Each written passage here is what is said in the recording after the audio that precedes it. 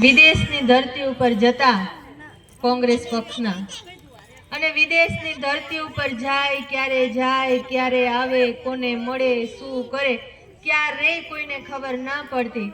પરંતુ આજે જ્યારે નરેન્દ્રભાઈ વિદેશની ધરતી ઉપર જાય તો સમગ્ર વિશ્વની ચેનલોમાં નરેન્દ્રભાઈના જ સમાચાર આવતા હોય.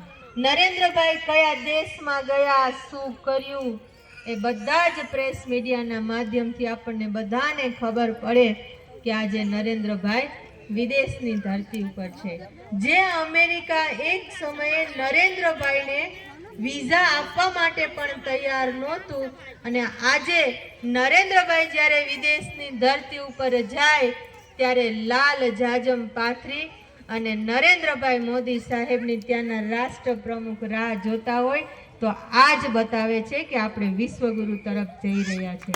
આજે નરેન્દ્રભાઈ મોદી સાહેબ જે પ્રમાણે કામ કરી રહ્યા છે, સમગ્ર વિશ્વમાં ડંકો વાગી રહ્યો છે. આપણને બધાને એક ગુજરાતી હોવાનું ગૌરવ થાય, એક ભારતીય હોવાનું ગૌરવ થાય, એ પ્રમાણે નરેન્દ્રભાઈ મોદી સાહેબ કામ કરી રહ્યા છે. અને છેવાડાના માનવી સુધી સરકારની દરેક યોજનાઓ પહોંચે અને દરેક યોજનાઓનો લાભ લોકોને મળતો થાય, એ પ્રમાણે રાત દિવસ નરેન્દ્રભાઈ મોદી સાહેબ કામ કરી રહ્યા છે. હમણાં તમે ટીવી મીડિયા ચેનલના માધ્યમથી જોયું હશે કે નરેન્દ્રભાઈ મોદી સાહેબ જ્યારે પોતાના પ્રવચનની શરૂઆત કરે અને શરૂઆતમાં એવું બોલતા હોય છે, મારો પરિવાર. એ મારો પરિવાર એટલે ભારત દેશનો એક નાગરિક એમના માટે પોતાનો પરિવાર છે, અને કહેતા હોય છે આ મારો પરિવાર છે અને આ મારા પરિવારના દરેક સભ્યની ચિંતા મારી છે. આ મારા પરિવારના લોકોની આરોગ્યની ચિંતા મારી છે. મારા પરિવારના જે દીકરા દીકરીઓ છે એના શિક્ષણની ચિંતા મારી છે. આ દેશના યુવાનોની રોજગારીની ચિંતા મારી છે.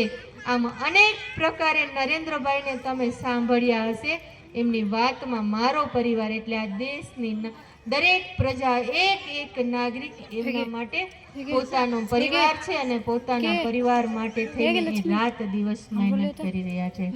આપણા ઉમેદવાર પરસોત્તમભાઈ રૂપાલા સાહેબ જે થોડી જ વારમાં આપણી વચ્ચે આવવાના છે. લોકસભાના આપણા ઉમેદવાર આદરણીય પરસોત્તમભાઈ રૂપાલા સાહેબ વર્ષોથી પાર્ટીમાં અને સમાજ જીવનમાં કામ કરી રહ્યા છે. અનેક નાની મોટી પાર્ટીઓમાં જવાબદારી નિભાવી અને સમાજ જીવનમાં ખૂબ સારી રીતે કાર્ય કરી રહ્યા છે. ત્યારે આ વખતે આપણા રાજકોટ લોકસભાના ઉમેદવાર તરીકે આદરણીય પરસોત્તમભાઈ રૂપાલા સાહેબને આપણા રાજકોટમાં જ્યારે પસંદ થયા છે ત્યારે આપણા સૌની જવાબદારી વિશેષ બની જાય છે.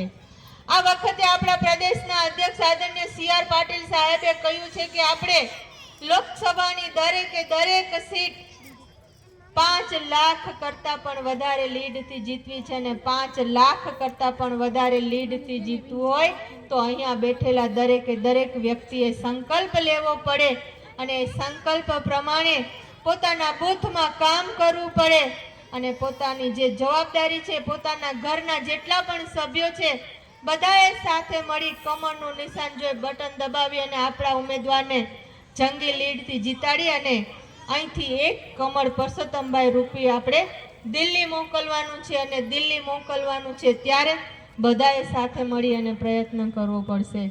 ગુજરાતના મુખ્યમંત્રી શ્રી ભૂપેન્દ્રભાઈ પટેલ સાહેબ જે પ્રમાણે નરેન્દ્રભાઈ કામ કરી રહ્યા છે એ જ દિશામાં કામ કરી રહ્યા છે. ડબલ એન્જિનની સરકારથી ગુજરાતમાં કામ કરી રહ્યા છે અને અત્યારે ગુજરાત રાજ્ય એ વિકાસનું રોલ મોડેલ બન્યું છે. અને અહીંયા ઘણી સંખ્યામાં બહેનો પણ મોટી સંખ્યામાં બેઠા છે. ત્યારે એક મહિલા પ્રતિનિધિ તરીકે મને કહેવાનું મન થાય કે બહેનો માટે પણ અનેકવિધ યોજનાઓ ગુજરાત રાજ્યમાં સાકાર કરવામાં આવી રહી છે.